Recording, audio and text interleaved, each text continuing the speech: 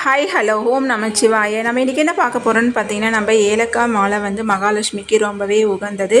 நம்மளால் மாலையாக கட்டி போட முடியல அப்படின்னா கூட ஒரு 4 ஏலக்காவை வந்துட்டு நீங்கள் பூஜை ரூமில் ஒரு சின்ன இதில் போட்டு நீங்கள் வைக்கும்போது பார்த்தீங்கன்னா, அந்த வாசத்துக்கு பார்த்தீங்கன்னா மகாலட்சுமி நம்ம வீட்டில் எப்போவுமே வந்துட்டு வாசம் செய்வாள்ன்றது நம்பிக்கை இருக்குது. உங்களால் மாலையாக போட முடியலனா கூட நீங்கள் இதை மாதிரி ஒரு 4 ஏலக்காவை நீங்கள் பூஜை ரூமில் வைக்கலாம்.